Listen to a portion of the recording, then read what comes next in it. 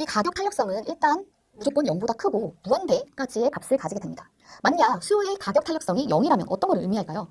완전 비탄력적이라는 거죠.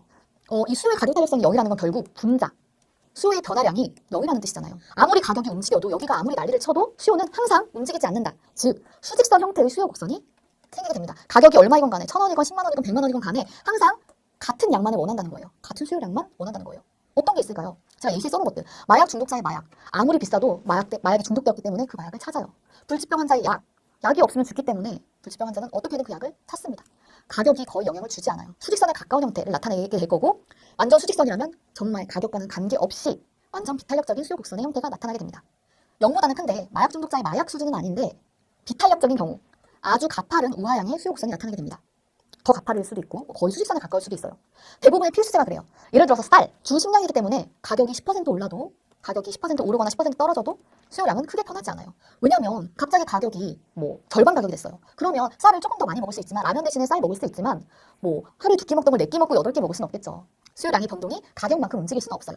대부분의 필수제들은 이미 딱 필요한 만큼 소비를 하고 있기 때문에 폭발적으로 늘리기도 어렵고 또 정말 필요한 필수제이기 때문에 폭발적으로 줄이기도 어렵습니다. 담배나 커피 이런 기호식품도 마찬가지죠. 만약 수요의 가격 탄력성이 1이라면 단위 탄력적이다라고 말하고 이 수요 곡선은 직각삼곡선 딱 이렇게 직각삼곡선 형태를 띠게 됩니다. 특정 재화에 일정액을 지출하는 경우예요. 예를 들어서 저는 딱 버는 돈 중에서 100만 원을 항상 소고기를 먹는 데 쓴다고 해볼게요. 그러면 소고기가 1인분에 10만 원이었을 때는 딱 10인분을 먹을 수 있었어요. 난 100만 원 쓰니까.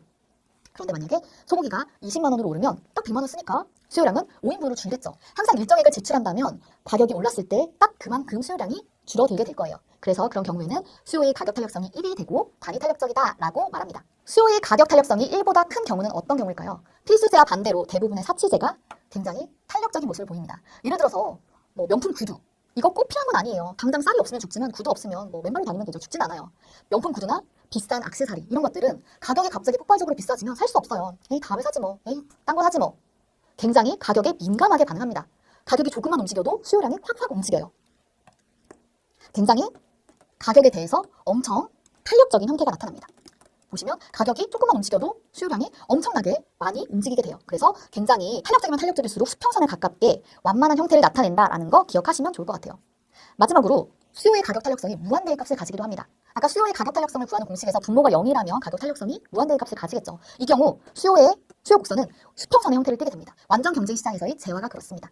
가격은 의미가 없고 수요량은 무한대로 변화할 수 있어요. 그때 우리는 수요의 가격 탄력성이 무한대고 완전 탄력적이다라고 말합니다. 이 그래프는 지금 방금 말한 것들을 그려놓은 거예요. 완전 탄력적이면 수평선이고 완전 비탄력적이면 수직선의 모양을 띈다. 그리고 탄력적이면 탄력적일수록 수평선에 가까워지고 비탄력적이면 비탄력적일수록 수직선에 가까워진다. 탄력적인 것들은 사치제들. 비용이 이 금액이 조금만 움직여도 가격이 조금만 움직여도 굉장히 크게 수요량이 변동되고 대부분의 필수제들은 탄력적이라서 가격이 움직여도 변화하는 수요량이 적다라는 거 반드시 헷갈리지 않게 기억하시길 바랄게요. 이 수요의 가격 탄력성도 결정하는 요인들이 굉장히 다양합니다. 이 표를 보시면 되는데요.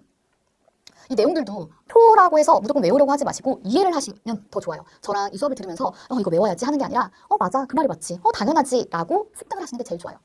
먼저 대체제의 수를 볼게요. 대체제의 수가 많으면 많을수록 수요의 가격 탄력성 커지겠죠. 가격에 민감해지겠죠.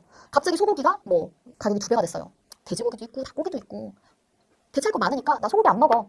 가격의 수요량이 굉장히 민감하게 변동할 거예요. 굉장히 탄력적인 그래프 수요 곡선이 나타나겠죠. 대체제가 별로 없어요. 쌀 대신에 대체할 만한 거 라면 정도? 대체할 게 별로 없는 경우에는 가격 탄력성이 작아집니다. 수요량이 많이 변동할 수 없어요. 상품이 사치품일수록 위에서 설명드렸죠. 탄력적이 되고요. 필수품일수록 비탄력적이 됩니다. 소비자의 전체 지출에서 차지하는 비중, 전체 지출에서 많이 차지한다면 가격이 조금만 움직여도 타격이 너무 커요. 굉장히 많이 사는 물건이었는데 가격이 2배가 되면 수요량이 확 줄겠죠. 하지만 한 달에 초콜릿을 한 번 정도 사 먹었다고 해볼게요. 전체 지출에서 차지하는 비중이 굉장히 적었다면 초콜릿 가격이 2배가 돼도 그깟 하나, 여전히 하나 사 먹을 수 있죠. 전체 지출에서 차지하는 비중이 작으면 작을수록 탄력적이지 않게 됩니다. 상품 정의의 범위도 마찬가지예요. 상품 정의를 좁게 잡으면 잡을수록 그냥 소고기라고 하면 돼지고기도 있고 닭고기도 있고 대체제도 많고 범위가 좁기 때문에 가격 탄력성은 커지게 돼요. 그런데 상품 정의를 그냥 고기라고 해볼게요. 고기의 대체제? 뭐가 있지? 잘 없죠. 야채가 고기를 대체할 수는 없으니까. 그러면 수요의 가격 탄력성은 작아지게 됩니다. 다 어느 정도 연관이 있는 거예요. 상품의 용도도 마찬가지예요. 다양한 용도로 쓰이는 경우에는 다양하게 영향을 받기 때문에 가격 탄력성이 굉장히 커집니다. 하지만 한정된 용도로 쓰인다면 가격 탄력성 굉장히 비탄력적이 되겠죠. 마지막으로 고려되는 기간의 길이 길면 길수록 어때요? 기간이 길면 길수록 대체제를 찾을 수 있는 가능성도 높아지고 제 입맛이 바뀔 수 있는 가능성도 커져요. 그렇기 때문에 기간이 길면 가격에 따라서 많이 수요량이 움직이게 될 거예요. 하지만 당장 짧은 기간, 뭐 하루 동안의 수요를 본다면 당장 가격이 올랐다고 해서 제 기호가 갑자기 바뀌거나 입맛이 갑자기 달라지지 않겠죠. 대체제를 찾기도 힘들 거예요. 당장 내가 소고기 필요하니까. 그래서 더 비탄력적으로 바뀌게 됩니다.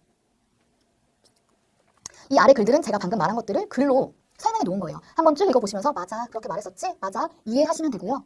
헷갈리지 않도록 잘 정리하시기 바랍니다.